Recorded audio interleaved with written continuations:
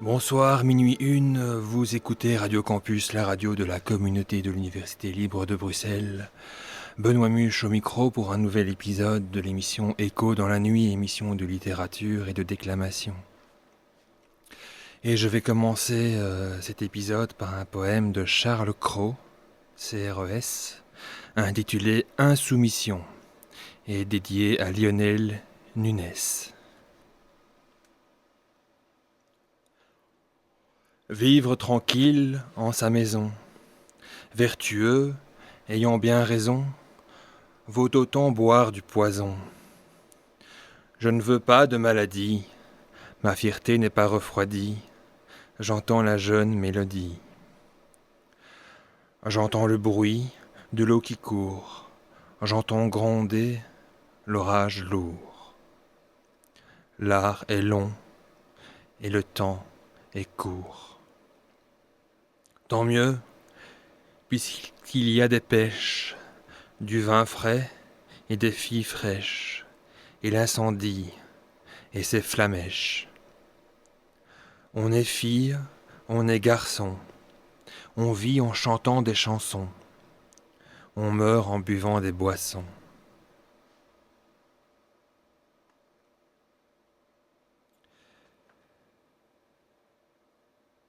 J'ai découvert un poète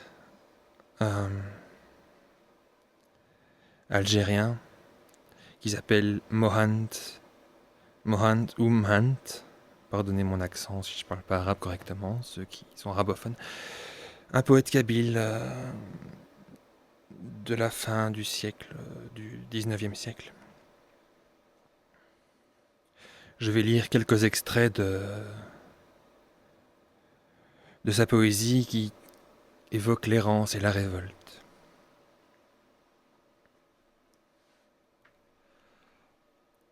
Mon cœur, tout troublé par le kiff et l'alcool, n'a suivi que ses penchants. Accueillez le vagabond, ô gens sensés et nobles, étrangers dans son pays, dans l'exil et dans l'oubli. J'ai ignoré mes devoirs. C'est maintenant que mon cœur saigne.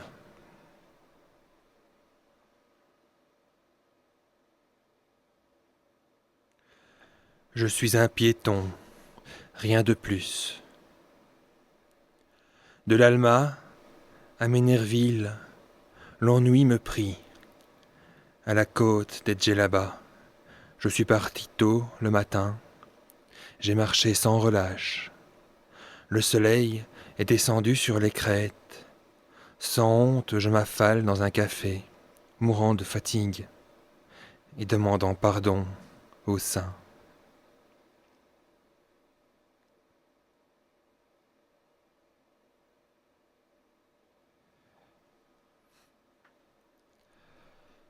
Vois mon cœur oppressé. En lui-même, il éclate chaque fois que je pense à elle. Ô suprême Créateur, nous implorons ta justice. Sois un soutien pour nous, délivre-nous des tourments. J'avais un jardin incomparable aux pousses drues et vigoureuses. Que Dieu protège ses richesses, un mur le fermait et l'abritait. Maintenant qu'un torrent y fut dirigé, l'éboulement a tout emporté. Il ne reste aucune trace.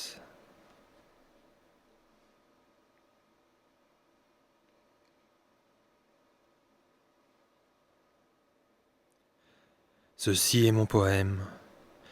Plaise à Dieu qu'il soit beau et se répand partout. Qu'il entendra, l'écrira, ne le lâchera plus, et le sage m'approuvera.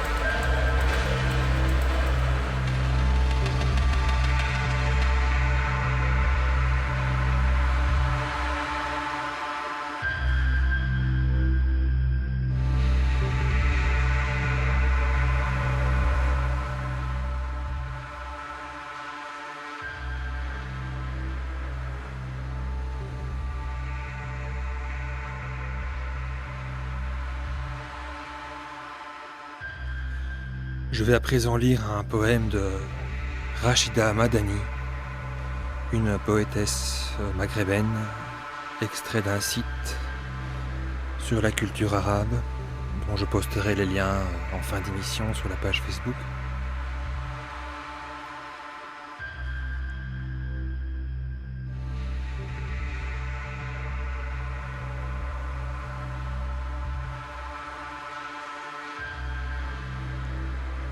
J'ai mal jusqu'à mon ombre projetée sur l'autre trottoir.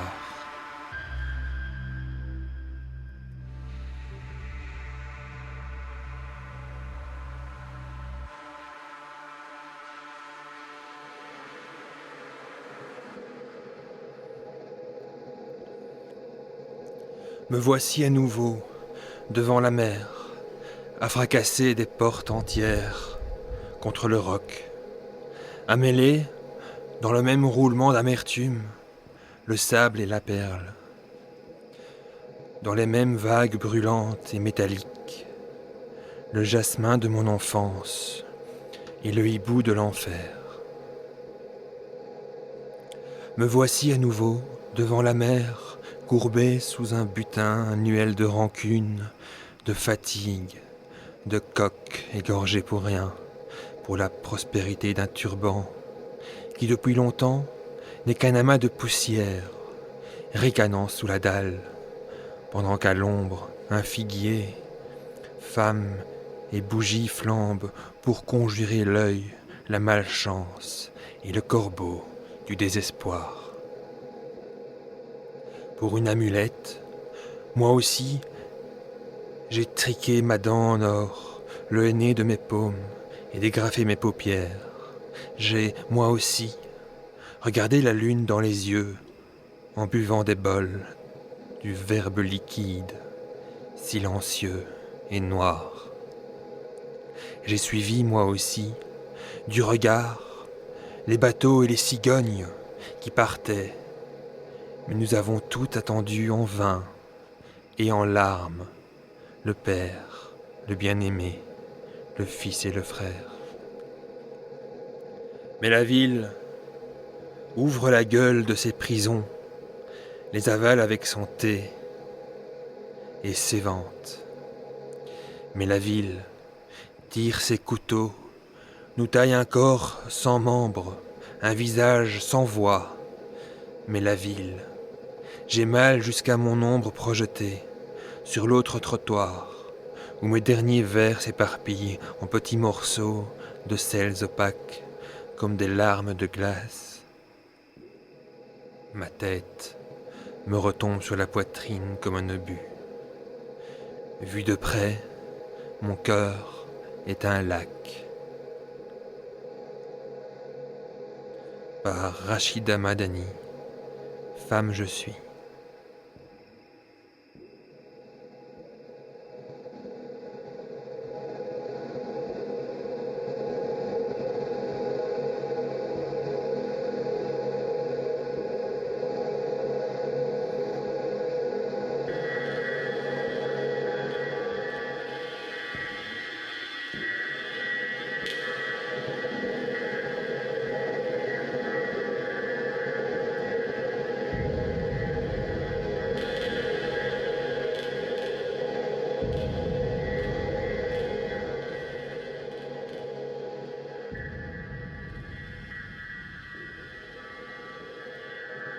Chants superposés par Mohamed Lohakira.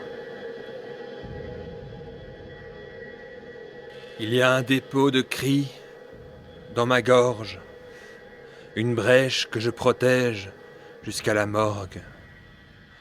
Un des cris qui parcourt le revers du moi, sans ménager le non-dit, face à la crainte, à la honte, aux tentations. Pour qu'éclatent les contradictions, et voilà qu'éclate ma bouche, par l'enflement du mot interdit.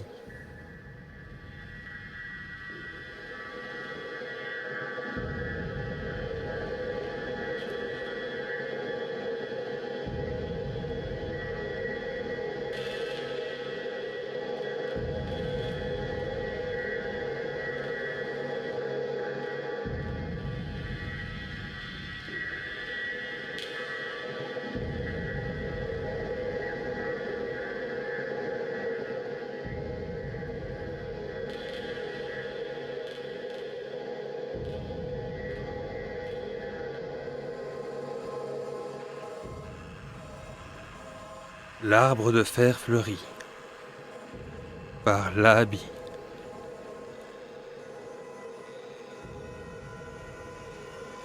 Je n'ai jamais cessé de marcher vers mes racines d'homme, sans sourcier, sans boussole, sauf ma colère puisée dans le poumon du peuple, et les clameurs inédites de l'histoire, sauf mes yeux, n'ayant rien perdu du désastre des ruelles et de la rareté du pain.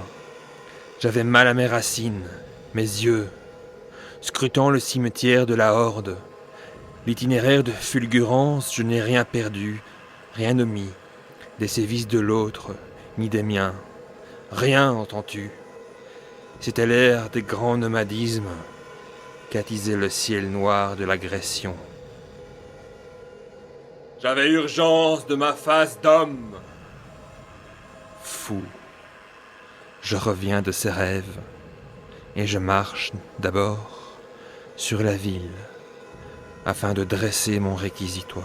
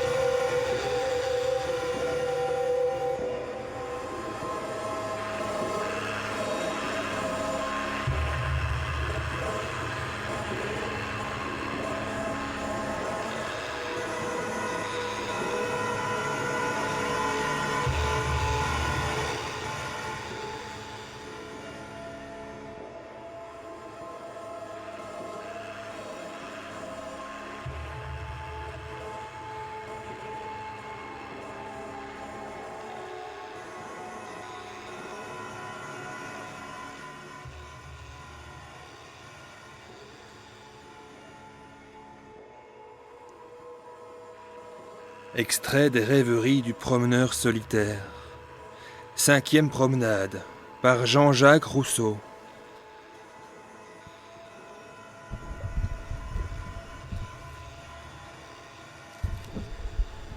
Quand le soir approchait, je descendais des cimes de l'île et j'allais volontiers m'asseoir au bord du lac, sur la grève, dans quelque asile caché. Là, le bruit des vagues et l'agitation de l'eau, fixant mes sens et chassant de mon âme toute autre agitation, la plongeait dans une rêverie délicieuse où la nuit me surprenait souvent sans que je m'en fusse aperçu. Le flux et le reflux de cette eau, son bruit continu, mais renflé par intervalles, frappant sans relâche mon oreille et mes yeux, suppléait au mouvement interne que la rêverie éteignait en moi et suffisait pour me faire sentir avec plaisir mon existence, sans prendre la peine de penser.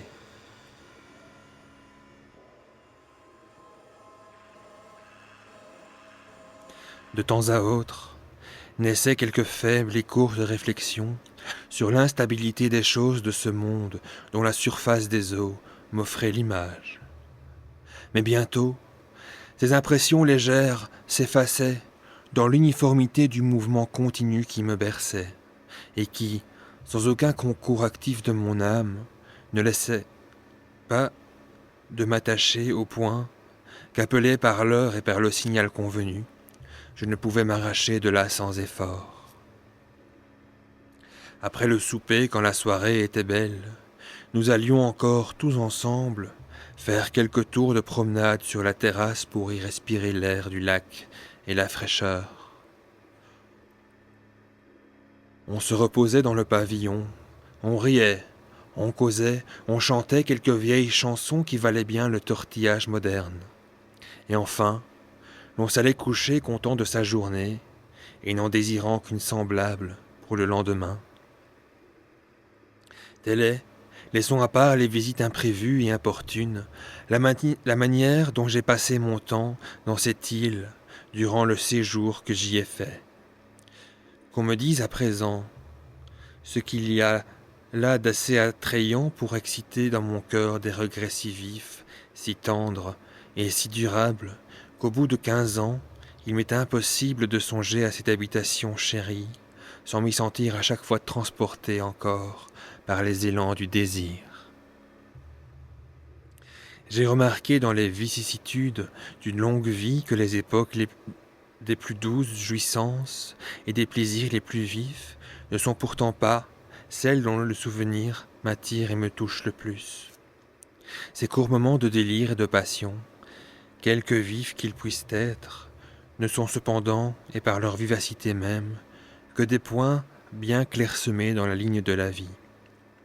Ils sont trop rares et trop rapides pour constituer un état, et le bonheur que mon cœur regrette n'est point composé d'instants fugitifs, mais un état simple et permanent, qui n'a rien de vif en lui-même, mais dont la durée accroît le charme au point d'y trouver enfin la suprême félicité.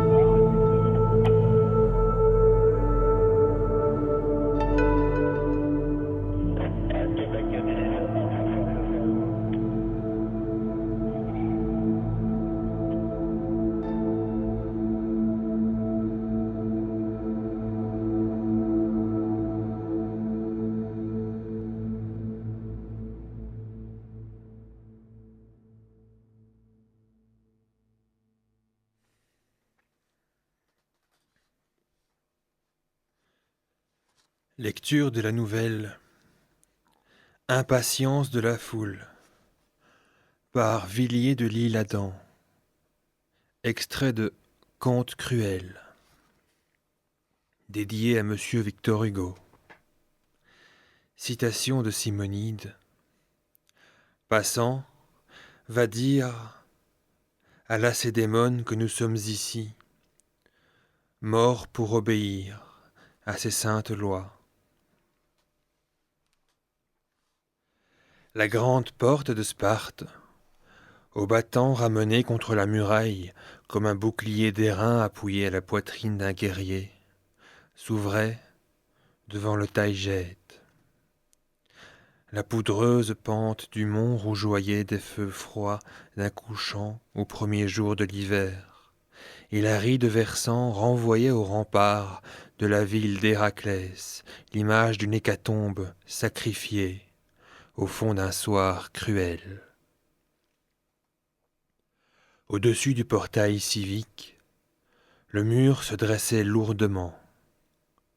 Au sommet terrassé se tenait une multitude toute rouge du soir.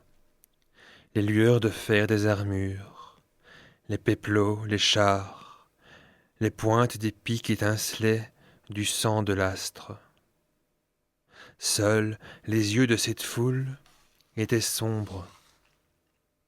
Ils envoyaient fixement des regards aigus comme des javelots vers la cime du mont, d'où quelque grande nouvelle était attendue. La surveille, les 300 étaient partis avec le roi. Couronnés de fleurs, ils s'en étaient allés au festin de la patrie. Ceux qui devaient souper dans les enfers avaient peigné leurs chevelures pour la dernière fois dans le temple de Lycurgue. Puis, levant leurs boucliers et les frappant de leurs épées, les jeunes hommes, aux applaudissements des femmes, avaient disparu dans l'aurore en chantant des vers de Tirtée. Maintenant, sans doute, les hautes herbes du défilé frôlaient leurs jambes nues, comme si la terre qu'ils allaient défendre voulait caresser encore ses enfants avant de les reprendre en son sein vénérable. Le matin, des chocs d'armes, apportés par le vent, et des vociférations triomphales avaient confirmé les rapports des bergers éperdus. Les Perses avaient reculé 2 fois, dans une immense défaite, laissant les 10 000 immortels sans sépulcre. La Leucride avait vu sa victoire. La Thessalie se soulevait. Thébès elle-même s'était réveillée devant l'exemple. Athènes avait envoyé ses légions et s'armait sous les ordres de Miltiade. 7 000 soldats renforçaient la phalange laconienne. Mais voici qu'au milieu des chants de gloire et des prières dans le temple de Diane, les 5 éphores, ayant écouté des messagers survenus, s'étaient entre-regardés. Le Sénat avait donné, sur le champ, des ordres pour la défense de la ville. De là ces retranchements creusés en hâte, car Sparte, par orgueil, ne se fortifiait à l'ordinaire que de ses citoyens. Une ombre avait dissipé toutes les joies. On ne croyait plus au discours des pasteurs.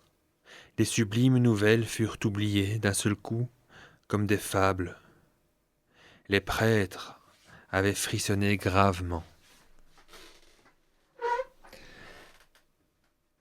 Des bras d'augure, éclairés par la flamme des trépieds, s'étaient levés, vouant aux divinités infernales. Des paroles brèves avaient été chuchotées, terribles, aussitôt. Et l'on avait fait sortir les vierges, car on allait prononcer le nom d'un traître.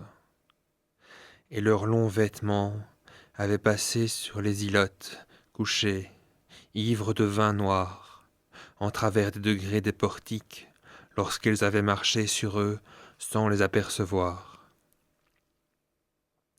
Alors retentit la nouvelle désespérée. Un passage désert, dans la Phocide, avait été découvert aux ennemis. un pâtre messénien avait vendu la terre d'Hélas.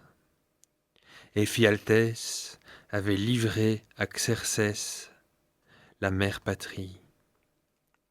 Et les cavaliers perses, au front desquels resplendissaient les armures d'or des satrapes, envahissaient déjà le sol des dieux, foulaient aux pieds la nourrice des héros. Adieu, temple, demeure des aïeux, plaine sacrée. Ils allaient venir avec des chaînes, eux les efféminés et les pâles, et se choisir des esclaves parmi tes filles. Lacédémone. La consternation s'accrut de l'aspect de la montagne lorsque les citoyens se furent rendus sur la muraille. Le vent se plaignait dans les rocheuses ravines, entre les sapins qui se ployaient et craquaient, confondant leurs branches nues, pareilles aux cheveux d'une tête renversée avec horreur. La gorgone courait dans les nuées, dont les voiles semblaient mouler sa face. Et la foule, couleur d'incendie, s'entassait dans les embrasures en admirant l'âpre désolation de la terre sous la menace du ciel. Cependant, cette multitude, aux bouches sévères, se condamnait au silence à cause des vierges. Il ne fallait pas agiter leur sein, ni troubler leur sang d'impressions accusatrices envers un homme d'Hélas. On songeait aux enfants futurs. L'impatience, l'attente déçue, l'incertitude du désastre alourdissaient l'angoisse. Chacun cherchait à s'aggraver encore l'avenir, et la proximité de la destruction semblait imminente. Certes, les premiers fronts d'armée allaient apparaître dans le crépuscule. Quelques-uns se figuraient voir, dans les cieux et coupant l'horizon, le reflet des cavaleries de Xerxès, son char même. Les prêtres, tendant l'oreille, discernaient des clameurs venues du nord, disait-il, malgré le vent des mers méridionales qui faisait bruire leurs manteaux. Les balistes roulaient, prenant position. On bandait des scorpions et les monceaux de dards tombaient auprès des roues. Les jeunes filles disposaient des brasiers pour faire bouillir la poix. Les vétérans, revêtus de leurs armures, supputaient, les bras croisés, le nombre d'ennemis qu'ils abattraient avant de tomber. On allait murer les portes, car Sparte ne se rendrait pas, même en portée d'assaut. On calculait les vivres, on prescrivait aux femmes le suicide, on consultait des entrailles abandonnées qui fumaient çà et là. Comme on devait passer la nuit sur la muraille en cas de surprise des Perses, le nommé Nogaclès, le cuisinier des gardiens, sorte de magistrat, préparait sur le rempart même la nourriture publique. Debout contre une vaste cuve, il agitait son lourd pilon de pierre, et, tout en écrasant distraitement le grain dans le lait salé, il regardait, lui aussi, d'un air soucieux, la montagne. On attendait. Déjà d'infâmes suggestions s'élevaient au sujet des combattants. Le désespoir de la foule est calomnieux, et les frères de ceux-là qui devaient bannir Aristide, Thémistocle et Miltiade n'enduraient pas sans fureur leur inquiétude. Mais de très vieilles femmes, alors, secouaient la tête en tressant leurs grandes chevelures blanches. Elles étaient sûres de leurs enfants et gardaient la farouche tranquillité des louves qui ont sevré. Une obscurité brusque envahit le ciel. Ce n'étaient pas les ombres de la nuit. Un vol immense de corbeaux apparut, surgit des profondeurs du sud. Cela passa sur Sparte avec des cris de joie terribles. Ils couvraient l'espace, assombrissant la lumière. Ils allèrent se percher sur toutes les branches des bois sacrés qui entouraient le Taïget. Ils demeurèrent là, vigilants, immobiles, le bec tourné vers le nord et les yeux allumés. Une clameur de malédiction s'éleva, tonnante, et les poursuivit. Les catapultes ronflèrent, envoyant des volées de cailloux dont les chocs sonnèrent après 1000 sifflements et crépitèrent en pénétrant les arbres. Les poings tendus, les bras levés au ciel, ont voulu les effrayer. Ils demeurèrent impassibles, comme si une odeur divine de héros étendue les eût fascinés, et ils ne quittèrent point les branches noires, ployantes sous leur fardeau. Les mers frémirent en silence devant cette apparition. Maintenant les vierges s'inquiétaient. On leur avait distribué des lames saintes, suspendues, depuis des siècles, dans les temples. « Pour qui ces épées ?» demandaient-elles, et leur regard, doux encore, allait du miroitement des glaives nus aux yeux plus froids de ceux qui les avaient engendrés.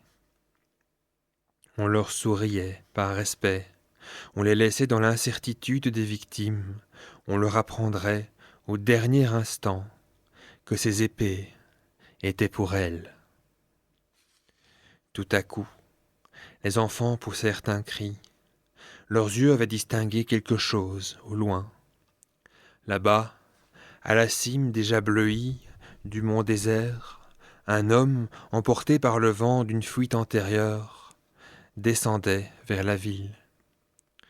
Tous les regards se fixèrent sur cet homme.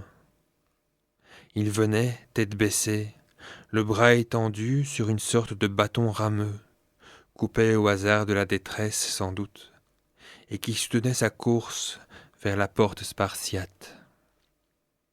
Déjà, comme il touchait à la zone où le soleil jetait ses derniers rayons sur le centre de la montagne, on distinguait son grand manteau enroulé autour de son corps. L'homme était tombé en route, car son manteau était tout souillé de fange, ainsi que son bâton. Je ne pouvais être un soldat, il n'avait pas de bouclier. Un morne silence accueillit cette vision. De quel lieu d'horreur s'enfouillait-il ainsi? Mauvais présage. Cette course n'était pas digne d'un homme. Que voulait-il? Un abri? On le poursuivait donc? L'ennemi sans doute? Déjà? Au moment où l'oblique lumière de l'astre mourant l'atteignit des pieds à la tête, on aperçut les Cnémides. Un vent de fureur et de honte bouleversa les pensées. On oublia la présence des vierges, qui devinrent sinistres et plus blanches que de véritables lys. Un nom, vomi par l'épouvante et la stupeur générale, retentit. C'était un Spartiate, un des 300. On le reconnaissait. Lui, c'était lui. Un soldat de la ville avait jeté son bouclier. On fouillait. Et les autres? Avaient-ils lâché pied, eux aussi, les intrépides? Et l'anxiété crispait les faces. La vue de cet homme équivalait à la vue de la défaite. Ah, pourquoi se voiler plus longtemps le vaste malheur? Ils avaient fui, tous, ils le suivaient. Ils allaient apparaître d'un instant à l'autre, poursuivis par les cavaliers perses. Et, mettant la main sur ses yeux, le cuisinier s'écria qu'il les apercevait dans la brume. Un cri domina toutes les rumeurs. Il venait d'être poussé par un vieillard et une grande femme. Tous deux, cachant leur visage interdit, avait prononcé ces paroles horribles. « Mon fils !» Alors, un ouragan de clameurs s'éleva. Les poings se tendirent vers le fouillard. « Tu te trompes, ce n'est pas ici le champ de bataille. Ne cours pas si vite, ménage-toi. Les Perses achètent-ils bien les boucliers et les épées? Éphialtès est riche. Prends garde à ta droite. Les os de Pélops, d'Héraclès et de Pollux sont sous tes pieds. Imprécation, tu vas réveiller les mânes de l'aïeul, mais il sera fier de toi. Mercure t'a prêté les ailes de ses talons. Par le Styx, tu gagneras le prix aux Olympiades. Le soldat semblait ne pas entendre et courait toujours vers la ville. Et, comme il ne répondait ni ne s'arrêtait, cela exaspéra. Les injures devinrent effroyables. Les jeunes filles regardaient avec stupeur. Et les prêtres. « Lâche, tu es souillé de boue. Tu n'as pas embrassé la terre natale. Tu l'as mordue. Il vient vers la porte. Ah, par les dieux infernaux! Tu n'entreras pas! » Des milliers de bras s'élevèrent. « Arrière! C'est le baraître qui t'attend! Ou plutôt... »« Arrière! Nous ne voulons pas de ton sang dans nos gouffres! »« Au combat! Retourne! Crains les ombres des héros autour de toi! » « Les Perses te donneront des couronnes et des lyres. Va distraire leur festin, esclave. » À cette parole, on vit les jeunes filles de Lacédémone incliner le front sur leur poitrine, et, serrant dans leurs bras les épées portées par les rois libres dans les âges reculés, elles versèrent des larmes en silence. Elles enrichissaient, de ces pleurs héroïques, la rude poignée des glaives. Elles comprenaient et se vouaient à la mort pour la patrie. Soudain, l'une d'entre elles s'approcha, svelte et pâle, du rempart. On s'écarta pour lui livrer passage. C'était celle qui devait être un jour l'épouse du fouillard. « Ne regarde pas, Séméis !» lui crièrent ses compagnes. Mais elle considéra cet homme et, ramassant une pierre, elle la lança contre lui. La pierre atteignit le malheureux. Il leva les yeux et s'arrêta. Et alors, un frémissement parut l'agiter. Sa tête, un moment relevée, retomba sur sa poitrine.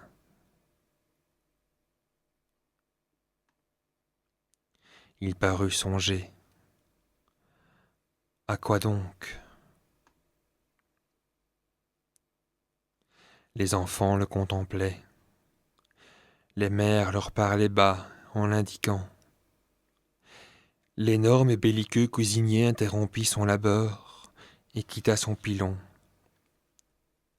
Une sorte de colère sacrée lui fit oublier ses devoirs. Il s'éloigna de la cuve et vint se pencher sur une embrasure de la muraille.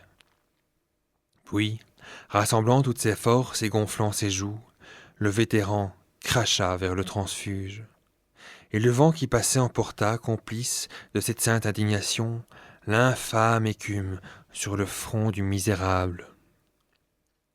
Une acclamation retentit, approbatrice de cette énergique marque de courroux. On était vengé. Pensif, appuyé sur son bâton, le soldat regardait fixement l'entrée ouverte de la ville. Sur le signe d'un chef, la lourde porte roula entre lui et l'intérieur des murailles et vient s'enchâsser entre les deux montants de granit. Alors, devant cette porte fermée qui le proscrivait pour toujours, le fouillard tomba en arrière, tout droit, étendu sur la montagne. À l'instant même, avec le crépuscule et le pâlissement du soleil, les corbeaux, eux, se précipitèrent sur cet homme. Ils furent applaudis, cette fois, et leur voile meurtrier le déroba subitement aux outrages de la foule humaine. Puis vint la rosée du soir, qui détrempa la poussière autour de lui. À l'aube, il ne resta de l'homme que des os dispersés. Ainsi mourut l'âme éperdue de cette seule gloire que jalousent les dieux, et fermant pieusement les paupières pour que l'aspect de la réalité ne troublât d'aucune vaine tristesse la conception sublime qu'il gardait de la patrie.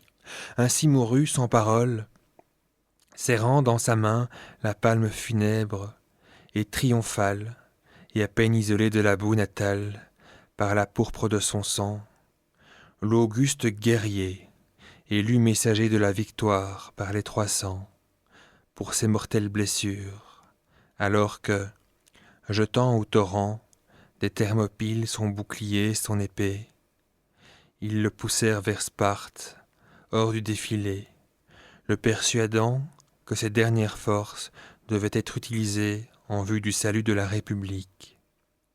Ainsi disparut dans la mort, acclamé ou non de ceux pour lesquels il périssait, l'envoyé de Léonidas.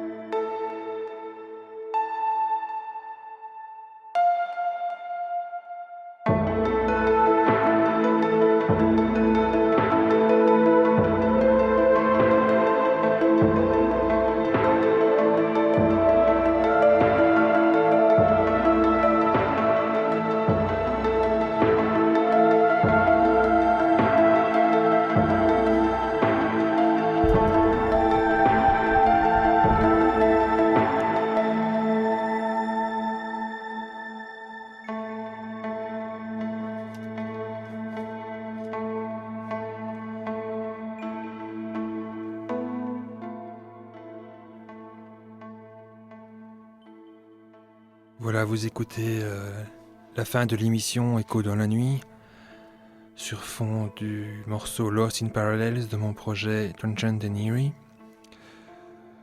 Juste avant ça, Impatience de la foule, une nouvelle tragique et pleine de leçons à en tirer de Villiers de l'Isle-Adam de son recueil Contes cruels. Vous pouvez, je le rappelle, suggérer des lectures à prester sur antenne en direct comme chaque dimanche dans le cadre de cette émission sur la page Facebook à l'adresse facebook.com/écho dans la nuit. ECHOS dans la nuit en un mot. Vous pouvez même proposer des textes que vous avez vous-même écrits. Et si je les trouve intéressants et dans la ligne éditoriale de cette émission, je les interpréterai sur antenne en direct. Voilà, je vous souhaite une très très bonne nuit, de beaux rêves, une agréable semaine productive. Et je vous donne rendez-vous dimanche à minuit sur les ondes de Radio Campus. À tout bientôt.